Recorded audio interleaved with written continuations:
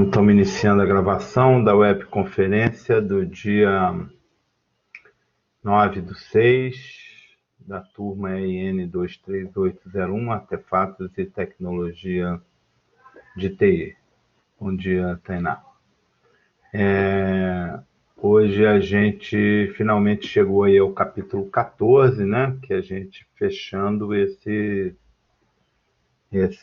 curso, né, de IT Essentials. Eu já liberei para vocês o exame desse capítulo lá na academia, e também liberei os exames do capítulo 1 ao 13, né? Quer dizer, na verdade, liberei do capítulo 1 ao 14 até semana que vem. Então, quem tá devendo aí alguma prova, pode aproveitar aí para essa semana para fazer, tá certo? E aí vão restar 2 exames, que são os exames... o exame final para a prática e o exame final propriamente dito, tá certo? Que a gente vai fazer nas próximas duas semanas aqui no horário da aula. Então é muito importante aí que na semana que vem que todos estejam presentes, tá certo? Ok? Então o recado está aí gravado, né? Certamente mais tarde alguém vai perguntar de novo, mas tá aí logo no início esse aviso aí. E aí depois, mais tarde, depois que todo mundo fizer os exames, eu tenho um passo que é meu lá de entrar e dar como concluído para todo mundo o curso. E a partir daí vocês vão, passado um tempo aí, uma semana mais ou menos, o certificado vai estar disponível, né, para vocês lá na academia, tá certo? E vocês vão poder baixar aí. Depois eu vou ver com o Daniel como é que a gente vai fazer para imprimir e assinar, tá certo? Esses certificados. E aí no início do próximo semestre, eu espero que, né, tudo já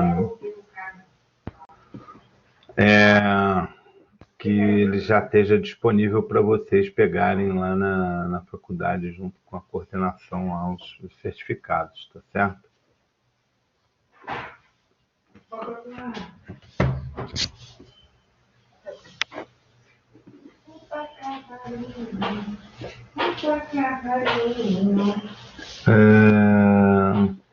Israel, depois da semana que vem você me lembra novamente ou me passa um e-mail, aí na semana que vem eu acerto isso, tá?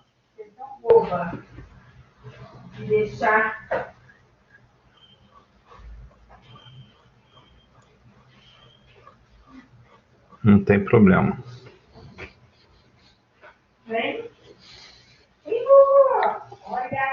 Bom, como estamos aí, o pessoal ainda está meio dorminhoco. A semana de projetos de TI deu uma quebrada aí no ritmo, né? Como todo mundo assistiu as lives aí da semana, como é que foram? Gostaram da semana de projetos?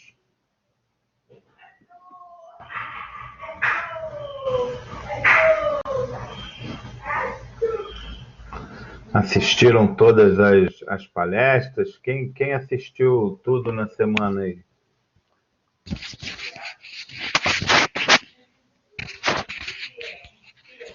Umas bem legais, né? Muitas palestras legais, né?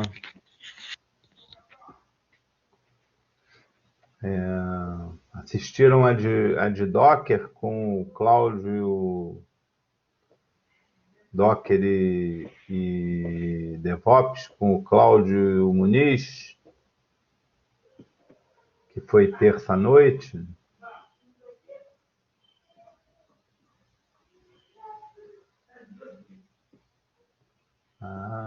Essa foi bem legal. É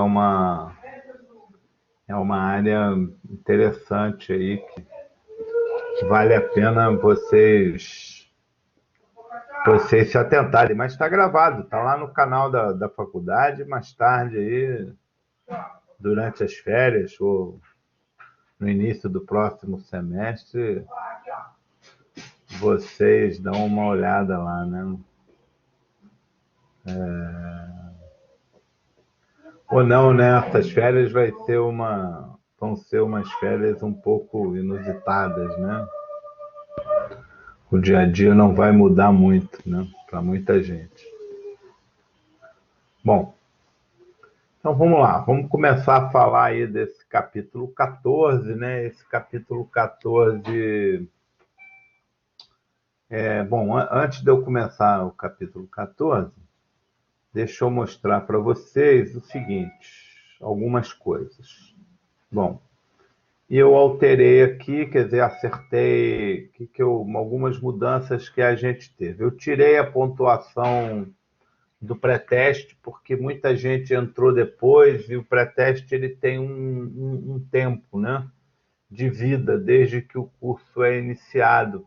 Então, muita gente não teve a oportunidade de fazer, então eu tirei a pontuação do pré-teste, né, e coloquei a pontuação do pré-teste, que era 40, que era 10%, eu passei aqui, né, para os exames de capítulo, que valem agora 50% da pontuação aqui na academia, os 14, tá certo? E 25% vai para o exame final para a prática e 25% para o exame final. Então, isso já está acertado, né? O cálculo da pontuação do curso já está feito. Bom, eu também, como falei, estão ativados aqui os capítulos, né? Aqui, ó.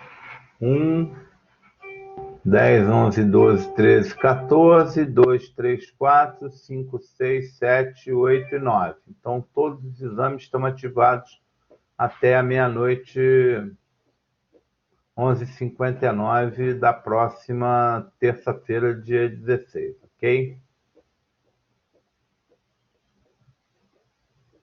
Bom, e que mais? Eu também ativei um exame aqui que são os comentários sobre o curso.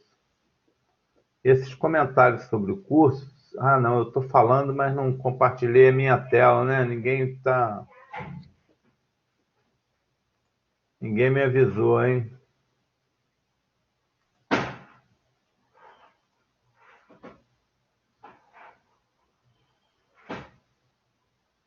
Vamos lá de novo.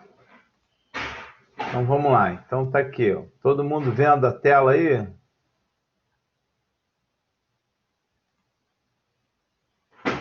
Hein? Pô, vocês estão meio preguiçosos hoje. Então vamos lá. Então daqui, ó, estão ativados até terça que vem às 11h59 da noite, né? Todos os exames de capítulo do 1 até o 14. Então está aqui 1, 10, 11, 12, 13, 14. Depois 2, 3, 4, 5, 6, 7, 8 e 9. Ok? Eu também ativei, agora com data, botei lá para o final, até 30 de junho, os comentários sobre o curso. Tá? Que isso aqui é só um questionário de avaliação do treinamento. Ok? E o importante desses comentários sobre o curso é que eles são pré-requisitos para fazer o exame final.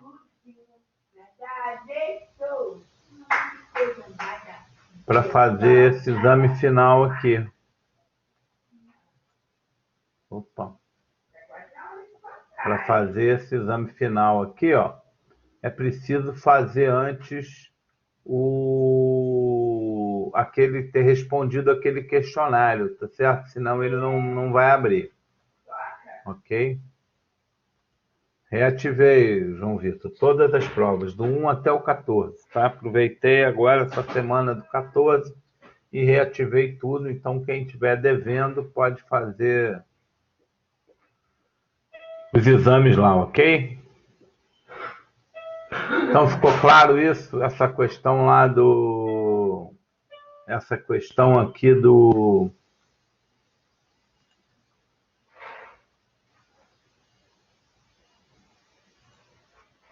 Essa questão aqui do exame de comentários sobre o curso, tá certo? Tem um exame ativado também, que é esse exame de verificação aqui, que não é obrigatório, tá certo? É só para servir de teste aí, se alguém quiser fazer. Tá legal?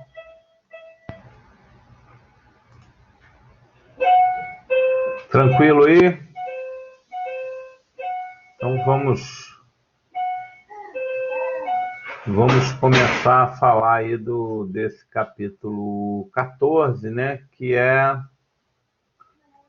esse capítulo a 14, ele é solução avançada de problemas. Então, na verdade, ele é um troubleshooting, né? A gente vai aqui conversar sobre possíveis sintomas, né? Causas e soluções dos problemas mais comuns que acontecem no computador, em redes de computadores e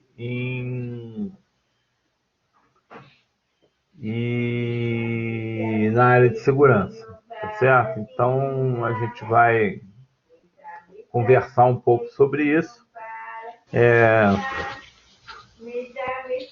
Eu espero aí que vocês, na medida do possível, procurem participar o máximo que puderem, porque senão fica meio chato se eu ficar lendo aqui, né, tudo aqui.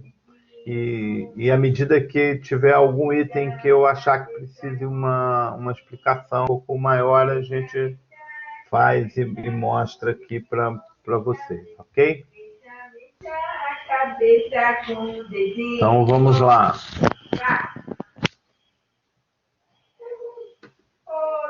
Então vamos ver aqui a solução de problemas avançados.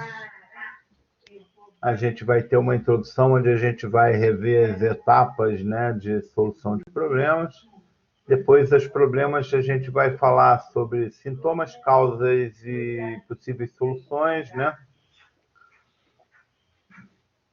Divididos em componentes e periféricos, sistema operacional, redes e segurança. E, por fim, a gente vai fazer um resumo aí do capítulo, ok?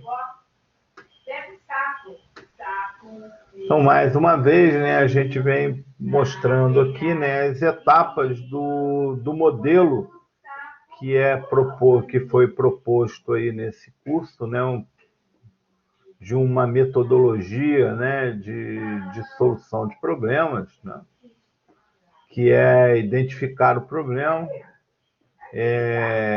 criar uma teoria de causas prováveis, né, listando essas prováveis causas por ordem de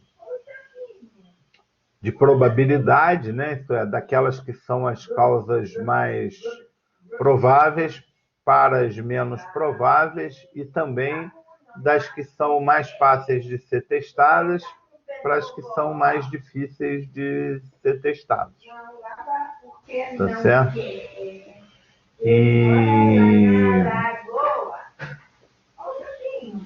E depois que eles fez essa listagem, né, testar as teorias para determinar a causa, né? E aí a gente vai testar, obviamente, aquela que é mais provável e mais fácil de ser testada, né? Lembrando que, às vezes, em certas condições, a mais provável pode ser muito difícil de ser testada Então, às vezes, é mais fácil você testar as menos prováveis primeiro, né? Para depois testar a mais provável. Ok? Bom, depois disso que a gente descobre a causa, né? A gente precisa estabelecer um plano de ação para resolver o problema. Volto a lembrar, nem sempre a solução de um problema é uma solução imediata, né? Então a gente às vezes precisa fazer um plano de ação para resolver esse problema, para implementar a solução. E depois que a gente implementa a solução, a gente precisa verificar a funcionalidade, né, total do sistema, isso é, ter certeza de que a gente retornou para o usuário toda a funcionalidade que o sistema tinha antes e, se possível, né, implementar todas as medidas preventivas, né, que a gente viu aí ao longo do curso, que é atualizar o sistema operacional, atualização de antivírus, atualização de firmware, quer dizer, botar todo o sistema do usuário, né? Se for alguma coisa que tenha que mexer no hardware, tiver que abrir o gabinete, já deixar o gabinete todo limpo, todo organizado, né? A gente faz tudo que tem que ser feito já no computador. E, por fim, né, a gente documenta, né, a descoberta, ações e os resultados disso, ok? Então, essa é uma revisão rápida aí, né, do processo que a gente viu aí, foi repetido esse processo, né, em todos os capítulos a gente repetiu esse processo aí de análise e solução de problema, ok? Então, vamos lá. Então, agora a gente vai fazer essa listagem, né? Ou vai debater um pouquinho essa questão de sintomas, né? Causas e possíveis problemas e possíveis soluções aí, né? Em componentes e periféricos do computador, tá certo? Então, ele tem aí na forma de uma tabela, né? A identificação do problema, quer dizer, o sintoma, uma causa provável e a possível solução, tá certo? Muito bem. Então, a primeira causa que ele coloca aí, né, é que não é possível encontrar o RAID, né? E aí eu queria saber o seguinte, todo mundo sabe o que é RAID? Eu acho que teve aí alguma unidade, né, a gente falou aí sobre RAID. Sobre RAID. Alguém não sabe o que é RAID? Todo mundo está sabendo sobre RAID? Precisa alguma explicação? Não?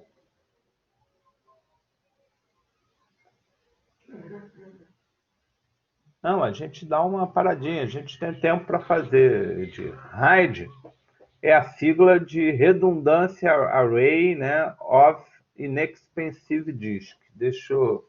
Então, é um array, né, redundante, quer dizer, uma série redundante de discos baratos. Vou abrir aqui a Wikipedia mesmo, tá? Então tá aqui, ó, Redundant Array of Expensive Disks. Por quê? Porque os discos, antigamente, né, algum tempo atrás, disco era um negócio muito caro, né? E normalmente os sistemas de servidores e tal estavam baseados no mainframe, em que os discos eram caros. Bom, então o conceito de RAID era você pegar os discos mais baratos, que eram os discos que eram fornecidos para os PCs, né? A gente às vezes chama isso de plataforma baixa, né? Esse é um negócio que ficou aí na área de TI, né? Plataforma alta é o mainframe, plataforma baixa é tudo aquilo baseado no PC ou algumas máquinas RISC, né? Unix RISC. Então, é pegar esses discos e montar esses discos num conjunto de forma que eles possam garantir redundância, né, dos dados, para que você possa ter a proteção dos dados e a recuperação desses dados em termos de falha, né? E também poder garantir alto desempenho durante o processo de gravação, tá certo? Então, o RAID, ele tem, deixa eu ver se tem aqui, ele tem 5 níveis de RAID, né? O RAID 0, que é o stripping, que é onde você divide, né, os bits ou conjuntos de bits em mais de um disco, né? Então, você grava, quando você tem que gravar, por exemplo, um arquivo, esse arquivo é dividido nos vários discos do RAID, né? Então, ele é feito para você ter desempenho, né? Tá certo? Então, você, com isso, você distribui aqui e você consegue ler os dados, né, de 2 discos, em vez de fazer uma leitura contínua num disco só. Eu vou reduzir aqui, resumir bastante, né? Depois vocês vão ter essa oportunidade aí de dar uma olhada maior. Depois a gente tem o RAID 1, né, que é o espelhamento. Então, esse espelhamento de disco, ele vai gravar a mesma coisa em 2 discos, né? Então, aqui você vê aqui à direita, né? Então, aqui os dados, e os dados são gravados, né, em 2 discos. Então, ele grava um dado no disco 1 e o mesmo dado no disco 2, grava o dado no disco 1 e o mesmo dado no disco 2. Tá certo? Então, ele grava 2 vezes no processo de gravação e na hora de ler, né, algumas controladoras conseguem ler do disco que está mais próximo da cabeça. Então, você ganha, né, um desempenho de leitura e segurança no armazenamento dos dados. Tá certo? Um outro esquema é o que eles chamam de RAID 3. No RAID 3, a gente consegue ter alta disponibilidade dos discos, né? A gente não só tem tolerância à falha, como a gente tem alta disponibilidade, porque a gente normalmente faz uma estrutura onde a gente grava os dados e aqui, por exemplo, ele está mostrando que a gente grava os dados em 3 discos e aí ele faz stripping desses dados, né? Ele vai guardar uma parte aqui, uma parte aqui, uma parte aqui e vai gravar um bit de paridade aqui. Tá certo? E aí, na hora, se você perder um disco, ele usa o bit de paridade para recuperar, né? Para recuperar o dado. Deixa eu ver se eu mostro aqui isso para vocês aqui isso aqui no quadro branco.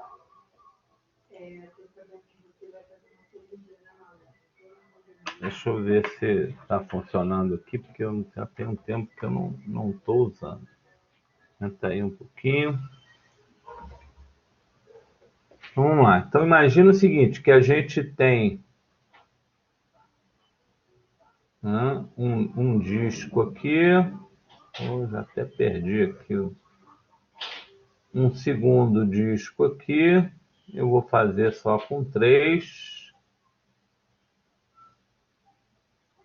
Então, a gente tem aqui o disco 1, o disco 2 e o disco de paridade, né? Então, os discos estão colocados aqui, né, no RAID 3. Então, por exemplo, quando você grava um bit aqui, ó, por exemplo, você gravou o bit 1 aqui e o bit 0 aqui.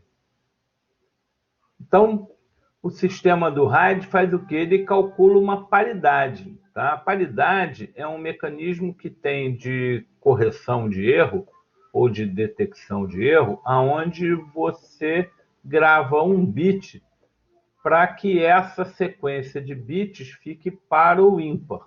Então, por exemplo, se a gente estiver usando paridade ímpar,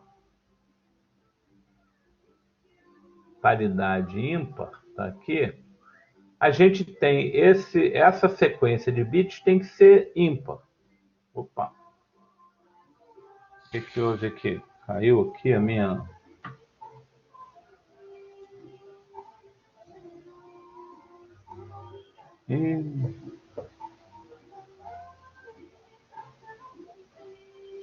Opa, voltou aí, ok?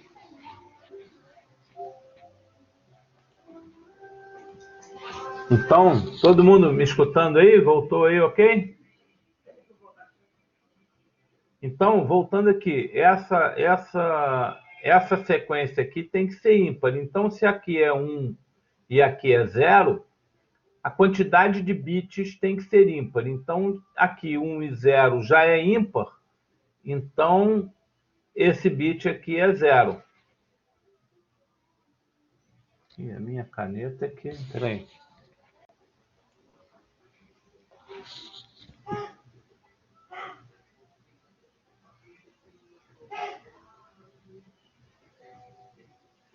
Então aqui tem que ser 0. Se aqui for 1 e 1, a paridade tem que ser ímpar, aqui é 1, tá certo? Bom, os dados são recuperados desse disco aqui, desses dois discos. Então, você recupera, a primeira gravação foi 1-0 e a segunda foi 1-1, tá certo? Bom, o que acontece se a gente perder esse disco? Se a gente perder esse disco, o sistema vai ler o disco e a paridade, tá certo? Então ele vai ler aqui o disco 1 e a paridade 0. Se essa paridade aqui é 0, é porque esse bit aqui, se esse bit é 1 e a paridade é 0, então esse bit originalmente tinha que ser o quê? 0. Então ele vai recuperar aqui com o disco falhado, né? Ele vai recuperar 0. E aqui é a mesma coisa, ele vai pegar o bit 1 e o bit de paridade, 1. Se esse bit era 1 e a paridade é 1 e ela é ímpar, esse aqui obrigatoriamente tem que ser 1. Então, ele vai recuperar a mesma coisa. Então, a gente, mesmo perdendo um disco, tá certo? A gente consegue recuperar esses dados, ok? Então, isso é o que a gente chama do RAID 1, ok? E em breve aí, quer dizer, o próximo etapa aí é o que ele chama de RAID 5. O RAID 5 tem o mesmo conceito, é o mesmo conceito de paridade. A única diferença é que no RAID 5 a paridade é distribuída. Então ele vai fazer, por exemplo, assim, ele vai gravar o bit 1 aqui, um bit 0 aqui e a paridade aqui. Já na próxima gravação, ele vai gravar um bit 1 aqui, o bit 1 aqui e a paridade aqui. Na próxima gravação, ele vai gravar um bit aqui, outro bit aqui e a paridade aqui. Ok? Então a paridade ela é distribuída nos discos. Tá certo? Por quê? Porque isso é feito para você poder distribuir o acesso aos discos. Porque se esse disco aqui nunca falhar, o disco de paridade nunca vai ser usado para leitura, né? Ele só vai ser usado para gravação. Então, você com a paridade distribuída, que é o RAID 5, então aqui é o RAID 3, e aqui é o RAID 5. Com o RAID 5, você consegue um melhor desempenho, já que você está lendo, né, usando os 3 discos para leitura. E você também faz que o seu disco seja usado. Você sabe que você fica sem usar o equipamento eletrônico, ele pode dar problema quando você precisar. Então, você só grava e nunca lê, né, daquele disco, você pode, na hora de ler, ter uma surpresa. Então, nesse caso do RAID 5, os discos estão sempre utilizados. Ok? Então, deixa eu fechar aqui.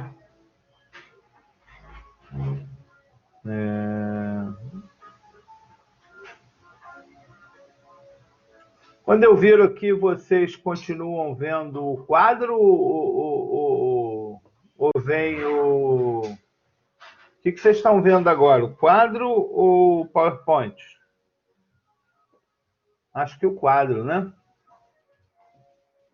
Eu tenho que fechar aqui. Tá certo, tá certo.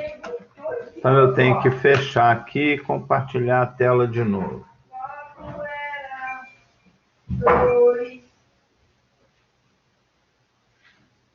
Aumenta aí, ok. Então estamos lá. Então, deixa eu voltar aqui. Voltar aqui para o RAID. Então, no RAID, mostramos aqui o RAID 3, né? E aqui o RAID 5, onde, né, a gente tem a paridade distribuída em todos os discos, certo? Ok? Aqui ele mostra o RAID 4, mas o RAID 4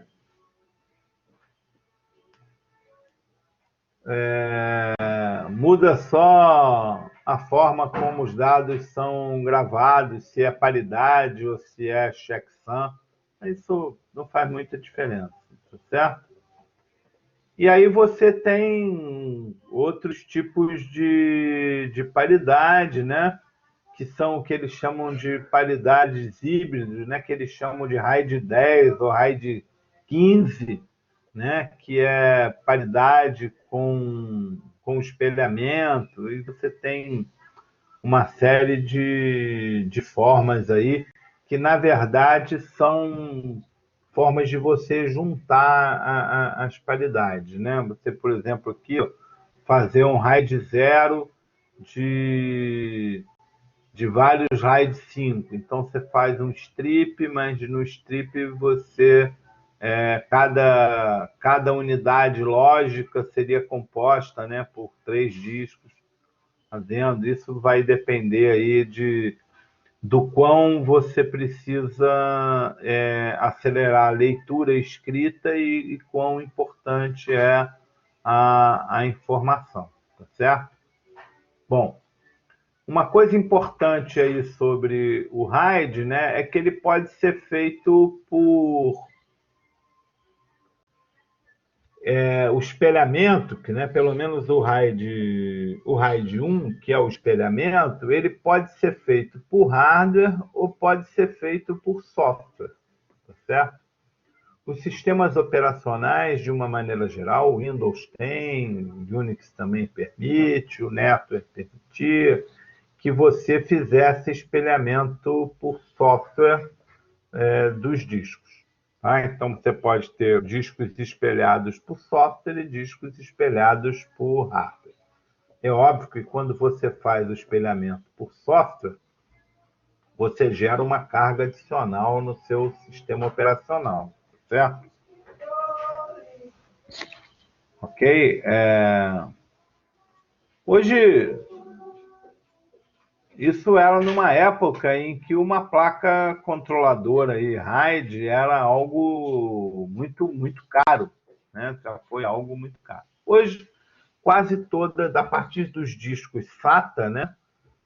Quase toda placa-mãe, né? Hoje aí no mercado, mesmo para PCs domésticos, tem uma controladora RAID embutida que permite, se você quiser, né, implementar qualquer um desses níveis de RAID, certo?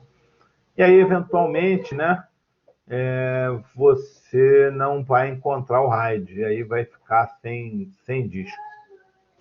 Né? E essa controladora RAID, ela pode ser interna ou externa, né, ao seu computador. Normalmente, quando a gente está falando de servidor, né, hoje em dia, a maioria usa controladoras externas, né, porque existe uma tendência, né, dos servidores serem só, basicamente, CPU, né? E aí as unidades de disco são externas. Então, um dos motivos aí, né, das causas prováveis. Então, você ligou lá o servidor e não está encontrando o RAID, né? Então, quais são as causas prováveis, né? A controladora RAID externa está sem energia, né? As configurações da BIOS estão erradas, por algum motivo houve um problema na configuração da BIOS, ou se for um processo de instalação, né, você pode estar configurado errado. Se for num processo de funcionamento normal, pode ter perdido, né, as configurações da BIOS. E aí vem outro. Isso é um problema que gera outro problema. Ok, eu vou lá e conserto a configuração da BIOS, mas por que a BIOS perdeu a configuração? Né? Pode ter sido.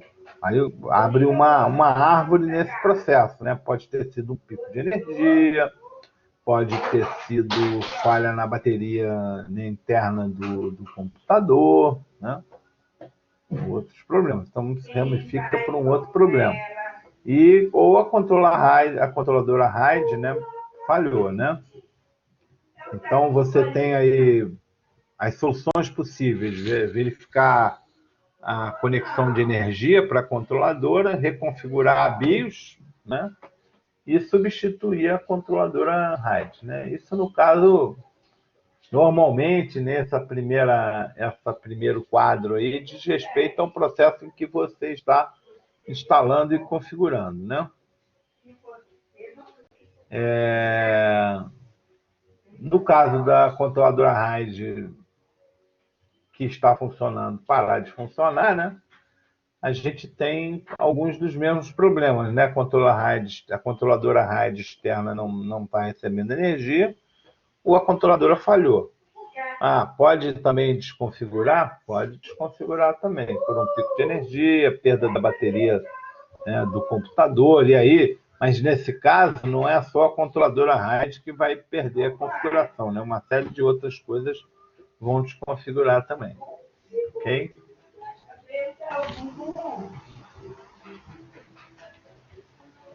Ok aí? Então, vamos aqui para uma segunda etapa aqui, um outro problema, que é o computador exibe um desempenho lento, né? Que a gente teve aí alguns colegas aí, né, tiveram esse problema, né?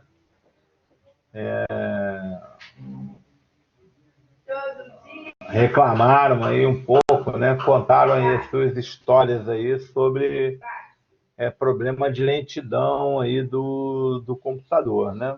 Quando o computador ele exibe ou passa a exibir, né? E aí a gente passa a exibir um desempenho lento, né? Normalmente, né, as causas mais prováveis são o computador não tem memória suficiente, né? E o computador também pode estar sobreaquecendo. Tá? Mas existem outros problemas, né, que tem a ver com esse problema de exibição de computador lento,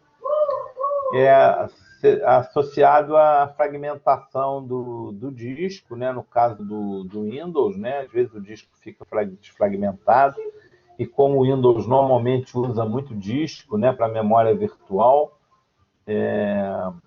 isso faz com que às vezes você use disco demais, e além quando você usa disco demais, já indica que você tem pouca memória, né? Já é o primeiro problema. E com isso, né, ele vai desfragmentando os arquivos no disco e faz com que as coisas fiquem mais lentas. Então, carregar um arquivo demora mais, carregar um programa demora mais, certo?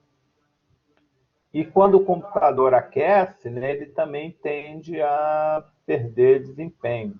Tá? Isso é uma coisa comum. Às vezes, né, os computadores eles sobreaquecem. Os computadores da Intel, historicamente, eles são menos críticos na questão de temperatura. Em geral, eles aquecem menos. E quando aquecem, eles perdem o desempenho, né? E você consegue notar que, na verdade, quando eles começam a aquecer muito, eles não queimam. Os AMDs, apesar de ter desempenho maior, né? Eles são menos tolerantes ao aquecimento. Então, não é muito saudável deixar nenhum computador aquecer, né? Mas os AMD são mais críticos. Ok? O que mais? Outra coisa que é muito comum, né? O computador não reconhecer uma unidade externa e removível, né? Um pendrive, um HD externo, né? Então, isso normalmente está associado a quê? Né? O sistema operacional não tem os drivers corretos, né, da unidade removível. A porta USB, né, tem muitos dispositivos conectados, né, e às vezes não fornece a energia adequada, né, e não consegue isso, principalmente no caso aí dos HDs externos, né. Às vezes a gente não... E a gente tem que lembrar, né, que o USB, a gente tem na máquina, quem tem desktop, então, vai ver lá 5, 6 portas USB, às vezes, né, no gabinete. Mas esquece que essas 6 portas, elas estão ligadas a um único hub. Né? O USB funciona assim, tipo Ethernet, com hub, né? Mal comparando, né? Então, você tem, às vezes, várias portas ligadas ao mesmo hub. Então, quando você vai lá e usa as portas USB, às vezes você está usando portas USB do mesmo hub, o que baixa lá, diminui, né? A potência, né, disponível para cada uma da porta. Então, quando você põe um HD externo, às vezes, que puxa muito, ou que está puxando muita energia, o hub, né, aquela porta USB, não consegue fornecer energia suficiente para rodar aquele disco. Aí você precisa desconectar as coisas da porta USB, né? Lembrando que às vezes a gente já tem normalmente, às vezes, teclado e mouse, né? Quem usa mouse sem fio, teclado sem fio, já tem esses caras conectados na porta USB. Então, a gente precisa ter atenção, né? Conhecer bem o nosso computador e saber que portas externas, né, fazem parte do mesmo hub e quais não fazem, ok?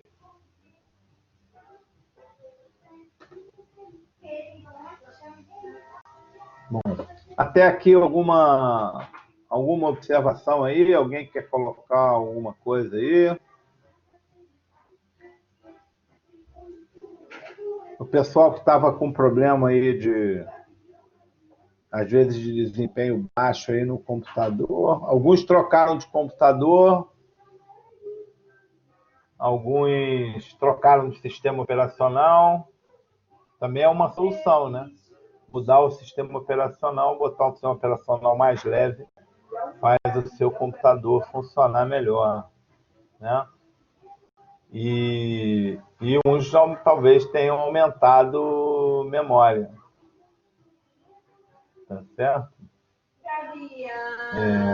No caso do No caso do Windows, depois vocês conhecendo melhor o sistema operacional, vão ver que tem uma série de serviços que podem ser desabilitados aí, né, para melhorar o desempenho do computador. Então, fazer uma pesquisa aí, né, para minimizar aí a quantidade de recursos carregados, a quantidade de serviços e para melhorar um pouco o desempenho, tá certo?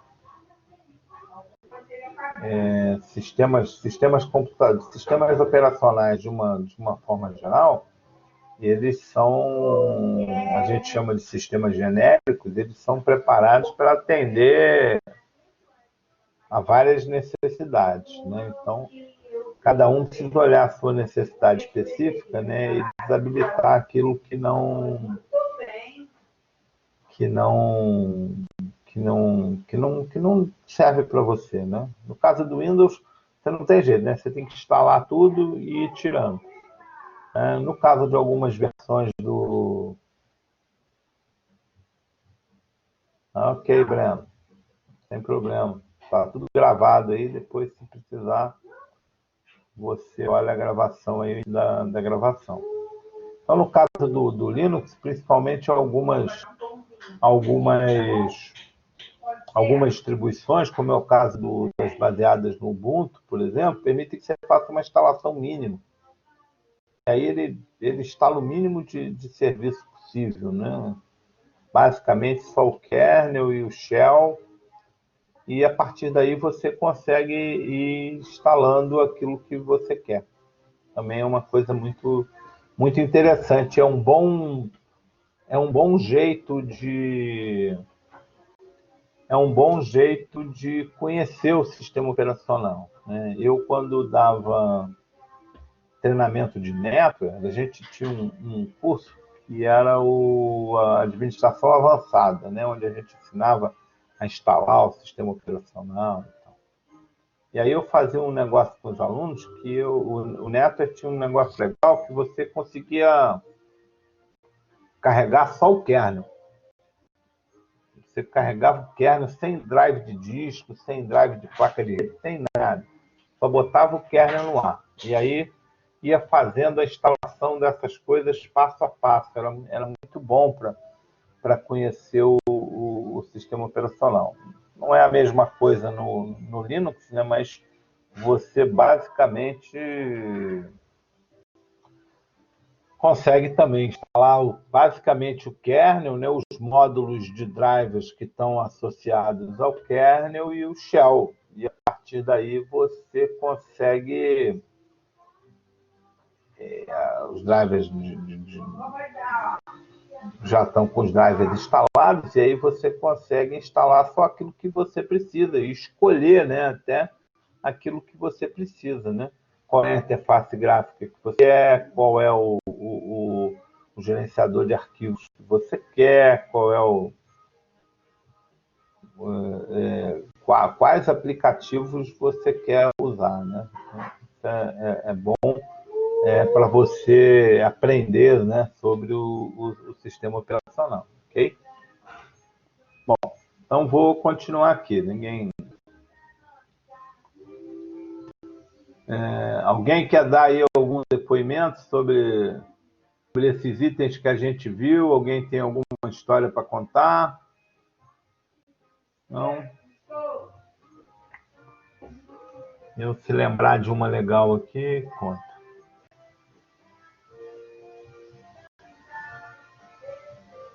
Vamos lá.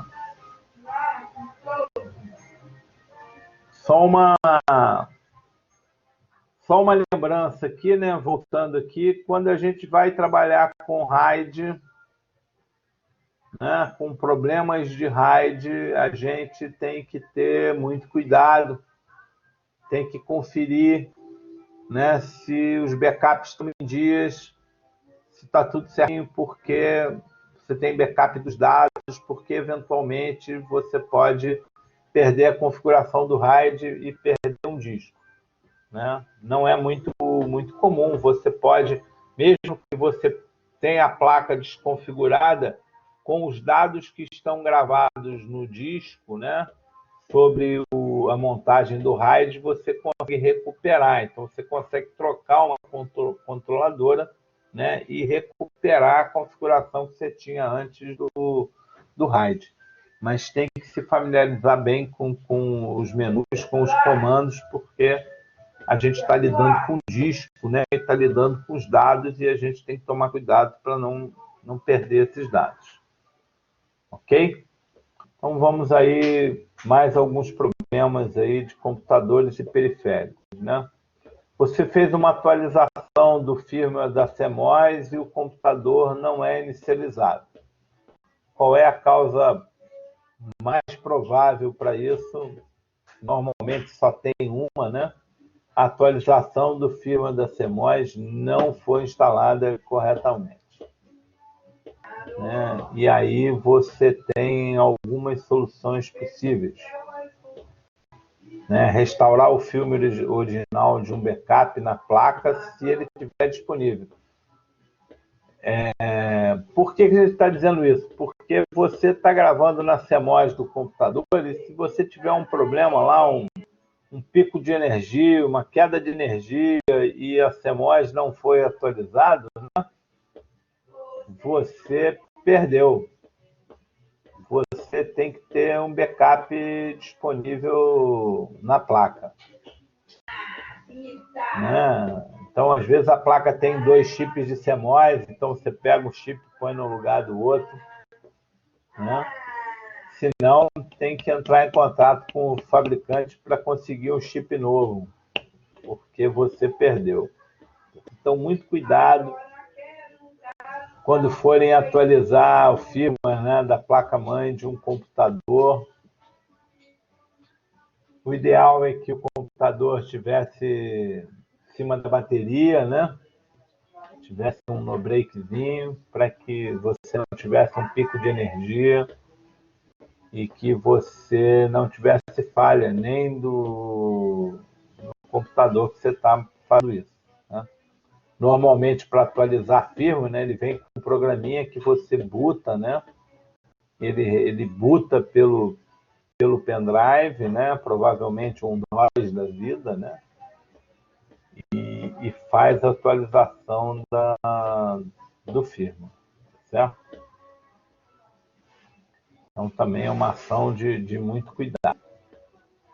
Outra coisa é o computador é reiniciado, bloqueado ou exibe mensagens de erro, ou então um BSOD sem aviso. Vocês sabem o que é um BSOD? Quem sabe o que é um BSOD?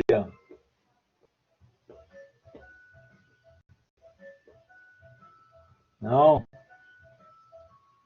Tá, mas todo mundo conhece. Está aqui, ó. Blue Screen of Death, a tela azul da morte. Tá certo? É a tela azul do Windows. Vocês não reconheceram o nome, mas certamente sabem o que é, né? Certamente sabem do que eu estou falando, né? Então, sem aviso. Normalmente eu não aviso, ó, vou dar a tela azul, né? Não existe isso, né? Ela vem sem aviso.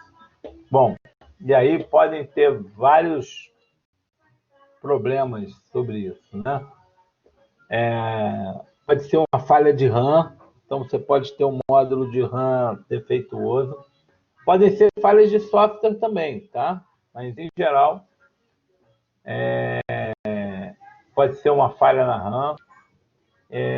O FSB pode estar configurado com uma frequência alta demais. Então, o FSB é o barramento, né? É o Frontside Bus, né? Ou Fast Side Bus, Front Side Bus, que normalmente é o barramento que está ligado à memória, né? E a memória tem uma frequência e o seu barramento está configurado para uma frequência mais alta. Normalmente, hoje, os hardwares detectam, né? Eles se conversam e autodetectam isso, mas é bom verificar, porque às vezes, né, essa autodetecção pode não ser bem feita. E aí você vai ter uma diferença entre a velocidade que a CPU manda os dados e a velocidade que a memória é capaz de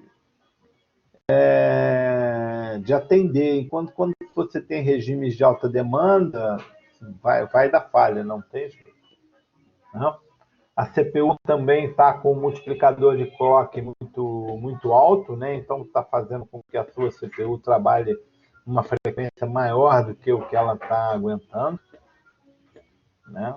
E aí ela vai ter uma situação parecida, né? Porque ela não vai processar direito os dados.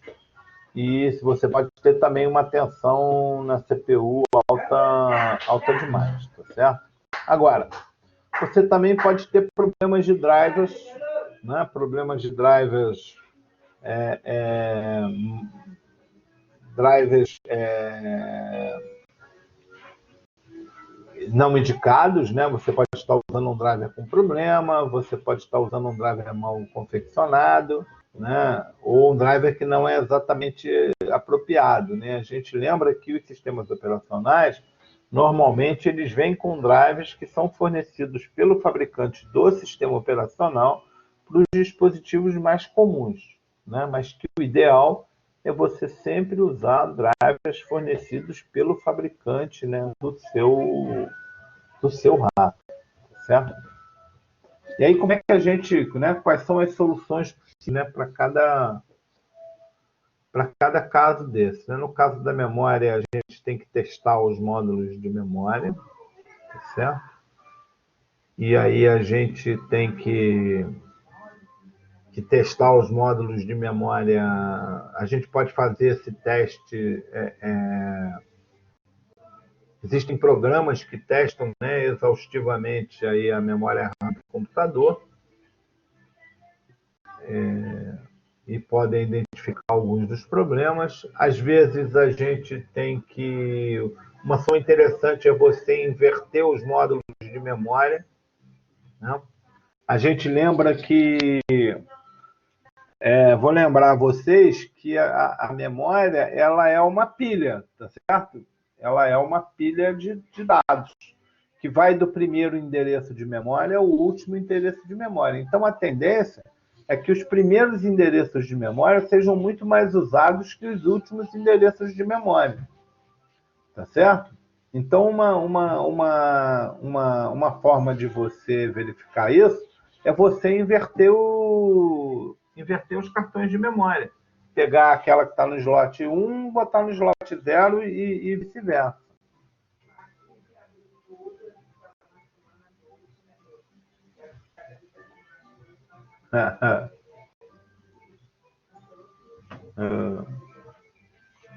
O Chrome consome, mas todos os navegadores hoje consomem memória, né? Tem jeito. É difícil. Eu vou lembrar a vocês que hoje, acho que 80% do tempo que as pessoas passam conectadas passam usando o navegador, né? O navegador é quase que a nova GUI, né? A nova interface, né, dos computadores. Por isso, cada vez eles são mais completos, mais complexos, né, e consomem mais memória. Principalmente se você vai colocando as extensões dele, né, certo? Então, às vezes, inverter o módulo de memória é um negócio interessante. Você pode também reconfigurar a placa-mãe aí, né, com um padrão de fábrica, né? Normalmente tem uma opção na BIOS para você fazer isso. É interessante quando você tem um problema que você já fez de tudo e não sabe resolver, põe a placa-mãe na configuração de fábrica e aí vê se o problema persiste. Se o problema parar é porque tinha alguma coisa que não estava configurada legal e aí você pode melhorar a configuração, pode otimizar, mas vai fazendo devagar. né? Reduz aí a frequência do SFB, reduz a configuração de multiplicação e reduz a configuração de tensão da CPU, né? Tem CPU que trabalha com 3 volts e 5 volts, tem CPU que trabalha só com 3 volts, a gente tem que ficar um pouco atento em relação a isso, tá certo? Às vezes, a gente tem... Outro dia aqui em casa, você vê que as coisas, às vezes, eu tenho um notebook aqui em casa que é um Samsung. É um Samsung da minha filha mais nova. E computador de adolescente não é mole, né? Pra vocês terem uma ideia, eu já troquei a caixa dele, eu já troquei o monitor uma vez, já troquei a caixa dele, né? Os plásticos, o teclado e tal, 2 vezes. E está quebrado de novo, né? Tá com as rachaduras lá de novo, né? Então, e aí é, o computador andou emprestado um tempo, né? E aí quando o computador chegou, eu fui dar uma geral nele, né? E peguei, abri o computador, tirei poeira, né? Limpei o teclado, limpei a caixa, ele é branco, né? Estava tudo sujo, limpei a caixa dele, tirei as memórias, né? Limpei lá, botei as memórias de novo. Quando eu botei as memórias de novo, o computador parou de ligar. Aí não ligava. Eu botava as memórias e não ligava. Aí minha filha ficou danada da vida, né? Pô, estragou meu computador, não sei o que. O computador tinha tinha 4 GB de memória com 2 pentes de 2. O máximo que eu consegui fazer foi botar para funcionar com um pente de 4. Voltei os 4, mas estava com um pente que não funcionava. Aí botei lá para funcionar. A primeira oportunidade que eu tive, eu fui olhar com calma, porque eu tinha uma... O que aconteceu? Ele criou uma corrosão entre dois pinos do slot de encaixe da memória e dava curto quando eu colocava a memória. E isso só apareceu, quer dizer, esse curso só apareceu quando eu tirei a memória, que a memória estava lá grudada, estava tão grudada lá, eu dei trabalho para tirar. E que quando ela estava montada não deu curto, mas depois começou a dar curto. Outro dia foi que eu peguei um negócio de limpar componente, né? Peguei uma lupa, porque o negócio é pequenininho, consegui com estilete ajeitar lá, consertar esse negócio. Mas às vezes a gente põe um defeito, a gente vai consertar e põe defeito. A gente tem que tomar cuidado aí com... Acontece, né? O problema de memória era lá, o curto mesmo no barramento. Podia ter queimado, sorte não queimou nada, mas podia ter queimado, porque ela não ligava. Você botava o power e ele não ligava. Ok? Então a gente tem que sempre anotar o que está fazendo, né? Porque às vezes a gente muda uma coisa no ambiente, né? Que causa o problema. Por isso é que vocês mais tarde, lá no final, vocês vão ter uma disciplina que fala de ITIL, que uma das coisas se chama gerenciamento de mudanças. Porque uma das coisas que acontecem mais na empresa é você fazer uma mudança em algum lugar e causar um outro problema, e esse outro problema é não esperado, né? Então, gerenciamento de mudança é um muito, muito importante. Vamos seguir aqui. Vamos dar uma acelerada aqui. Então, depois aí de atualizar a CPU de um único núcleo para uma com vários núcleos, o computador fica mais lento e mostra apenas um gráfico de CPU. Então, a BIOS que você tem não reconhece aí um núcleo de várias CPUs, né? Então você precisa atualizar a BIOS para isso, né? Então tem placas que até suportam, isso não é incomum não, tá? Tem placas que até suportam vários núcleos, né? Mas a BIOS não vem assim, tá? Então às vezes tem coisas que você precisa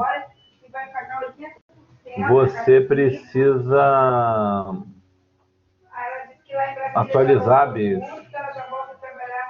Já voltou essa semana normal para pegar. Porra, tô falando alto? Deve te ver aqui.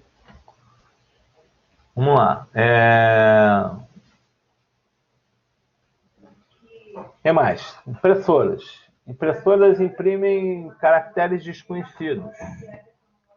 Normalmente tem a ver com o driver de impressão, né? O driver de impressão ou erro na transmissão, né? Então, normalmente, caractere desconhecido tem a ver com o driver ou com erro de transmissão. No caso de erro de transmissão, às vezes é o cabo, né, que não está bem conectado e a atualização do driver, certo? A impressora não imprime imagens grandes e complexas. Então, a impressora não tem memória. Hoje, quase toda a impressão ela é PostScript, né? Usa uma linguagem de impressão PostScript e o arquivo ele é enviado para a impressora e lá ele é renderizado, né? As mensagens as imagens são renderizadas lá na impressora e as impressoras precisam de memória para isso. Então, algumas impressoras podem não ter memória suficiente para isso. Tá? Isso acontecia nas primeiras HP, jato de tinta. Elas vinham para imprimir texto e quando você precisava imprimir imagem, tinha que aumentar a memória dessas impressoras. Hoje, não tenho muito reporte desse problema, tá certo? A impressora laser imprime linhas verticais ou listas em todas as páginas, né? Normalmente isso tem a ver com o cilindro danificado, toner mal distribuído, né, no cartucho. Então, normalmente você tem que limpar ou substituir o cilindro e o cartucho de toner, né? E às vezes você precisa retirar o cartucho do toner, né? E sacudir ele, né? Porque o toner é pó e às vezes o pó fica, à medida que ele vai gastando, né? Ele não vai se distribuindo uniformemente. Então, de vez em quando, você tem que dar uma sacudida nos cartuchos de toner para fazer isso. Quando ela começa a imprimir mal, falhando, também vale a pena dar uma sacudida lá no toner. As páginas imprimem imagens fantasmas, né? Isso normalmente tem a ver com o cilindro sujo, então, de vez em quando é preciso fazer limpeza, né, no cilindro, né? A lâmina de limpeza está desgastada. E aí você tem que substituir o cilindro ou o cartucho, né? Bom, o toner não está se fundindo ao papel, quer dizer, o papel sai com pó, né? E aí normalmente é o fusor, né? Porque na impressora laser ele espalha o toner, né? E depois esse toner é aderido por calor, né? Então você tem que substituir o fusor aí. O papel está amarrotando, né? Então você tem aí os rolos estão obstruídos, danificados ou sujos, né? Às vezes o rolinho, o colete de borracha sujam. É comum também eles ressecarem, principalmente quando você usa pouco a impressora. Depois aí o papel não está sendo alimentado, né? Os rolos de captura estão sujos ou danificados, precisam ser limpos ou substituídos. E cada vez que a impressora é reiniciada, os usuários recebem a mensagem de falha ao imprimir. Isso é muito comum aí quem tem, né, impressora aí no mundo Windows aí, né? Então, você tem algum problema de configuração do IP, né, no DHCP. Ou algum dispositivo está com o mesmo IP que a impressora tem. E aí vai aí um comentário pelo seguinte, porque quando a sua impressora usa DHCP, existe um risco mínimo, mas existe um risco da impressora pegar um endereço IP diferente, né, do IP diferente do que você usava anteriormente. Um endereço IP diferente. E aí, cabe ao sistema operacional, né, arrumar um jeito, né? Porque você no Windows, por exemplo, os dispositivos são todos configurados com nome, né? E aí mudou o IP, é preciso que o sistema operacional identifique isso e troque o IP para aquele mesmo nome. Isso nem sempre dá certo. Certo? Aliás, eu acho que não vale a pena arriscar nesse processo. Então, o que a gente tem que fazer? A gente já até mostrou aqui isso, a gente precisa fazer, ou você atribui um endereço estático à impressora, tá certo? Ou você faz uma reserva, né, a reserva dentro do DHCP, isso é, você associa eternamente aquele MAC um endereço IP. Posso até mostrar isso para vocês. Deixa eu abrir aqui o Firefox. Deixa eu abrir o Firefox, por causa da senha está gravada lá, a senha do meu roteador.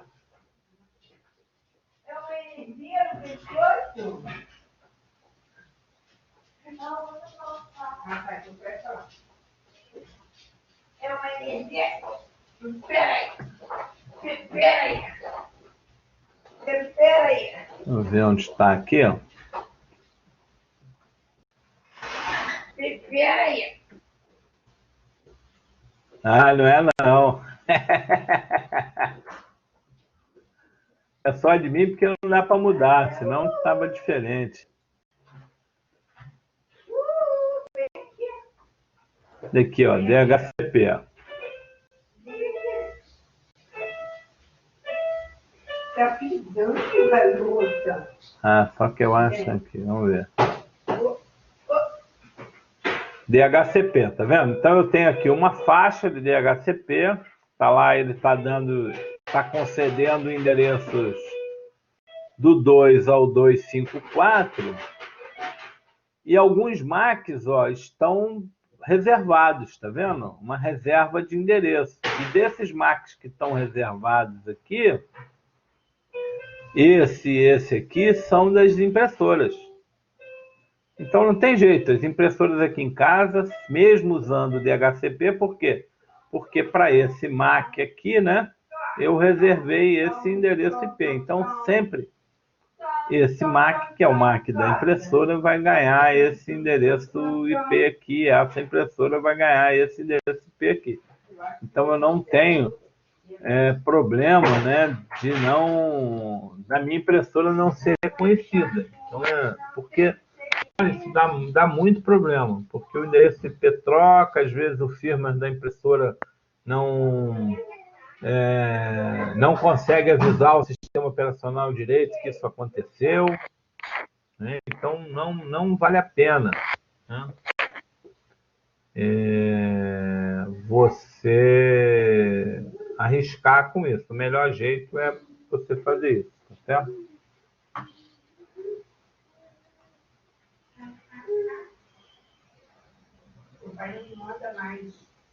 Então vamos lá. Aqui. Então lá tá, passamos isso. Então impressora a gente fechou. Vamos falar aqui de sistemas operacionais. Aí a gente está falando aqui do sistema operacional. Então vamos lá. Um dos problemas é o computador exige um erro, né? Disco inválido, disco de inicialização inválido após o post, né? Isso acontece por quê? Porque quais são as causas prováveis, né? Uma mídia que não tem sistema operacional está em uma unidade. Então, na verdade, quer dizer, a unidade que está definida lá como unidade de boot não tem o sistema operacional. Pode ser também que a ordem, né, de inicialização não foi definida corretamente. Houve um erro lá na configuração da BIOS, né, ou do FI lá nesse aspecto. O disco rígido não foi detectado. Então, aquele disco rígido que está configurado lá como sendo o disco de boot não ligou, por algum motivo. Né? O disco rígido não tem um sistema operacional instalado. Você tem um problema aí do MBR ou do GPT, né? No caso do FI, corrompido. O computador tem um vírus, né, no setor de inicialização que muda lá, redireciona isso para outro lugar. Né? E, obviamente, o disco está com um defeito.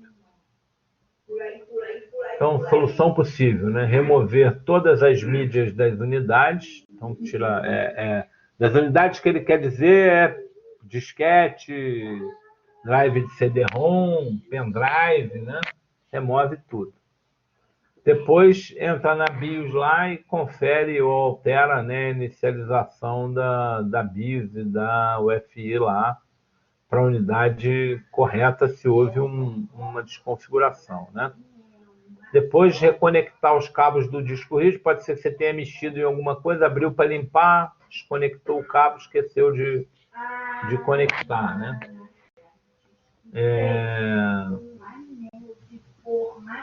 Você ainda não instalou o sistema operacional, tem que instalar, né? Use o comando aí bootrec, né? /fixmbr, né? No Windows 7 ou no Vista aí para recuperar isso, né? Executa aí um software de remoção de vírus ou substitua o HD, tá certo?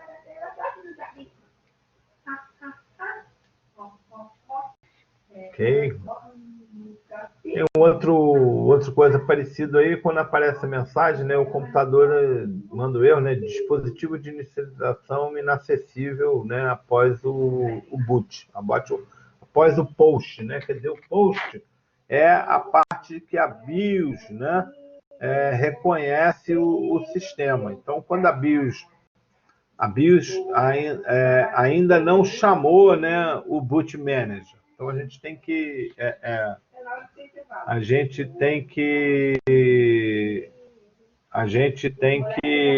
dividir bem essa parte, né? Porque o post é o processo de boot ou melhor, de carregamento e de configuração parte de hardware, né? Então, nessa parte, a BIOS está procurando o disco que ela vai carregar o boot manager, tá certo? Bom, aqui nesse caso aqui, o post acabou, quer dizer, ele achou o disco onde está o boot manager, mas ele não conseguiu carregar o boot manager, tá certo?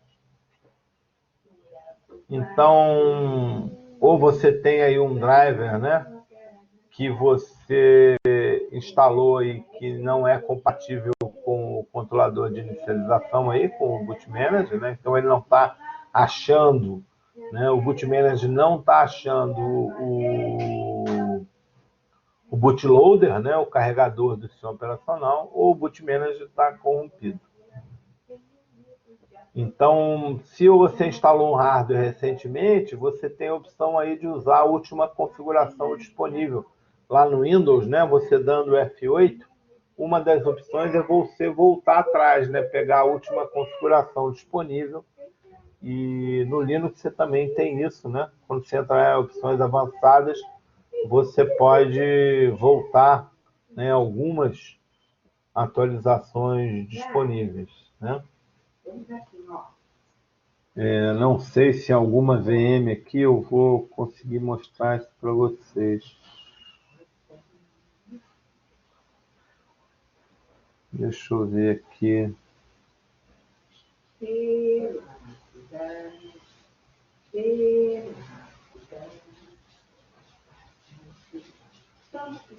Um minutinho, deixa eu ver se aqui eu consigo mostrar isso para vocês.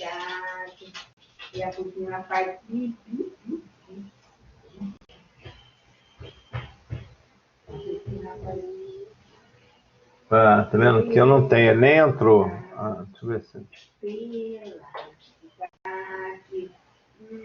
Não, aqui ele nem entrou, é porque eu não tenho nenhuma atualização que tenha mudado nada. Em termos de boot, então não vou conseguir mostrar para vocês isso.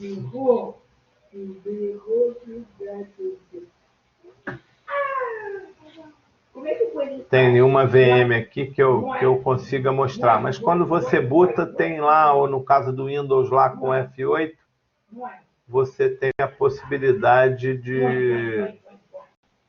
de voltar atrás, né? Na última configuração disponível do computador. Né? E você também pode carregar o computador no modo de segurança, né?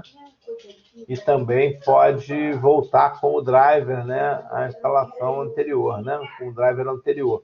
Normalmente o computador no modo de segurança ele carrega, né, o mínimo dos drivers só para ele poder funcionar, né?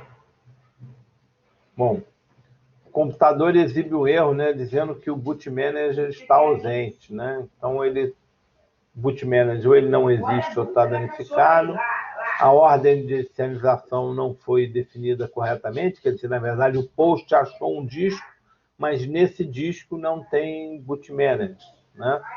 Você também pode ter um problema aí no GBT ou no MBR e você pode ter um defeito no disco, tá certo? Então você vai ter que restaurar o boot manager. No caso do Windows, você usa o CD de instalação ou o ambiente aí de recuperação, né? Você também pode mexer na BIOS lá para botar a ordem de boot correta e usar esse comando aí, o checkdisk/F/R, lá no console de recuperação, certo? Quando você entra na opção de recuperação lá do Windows, ok?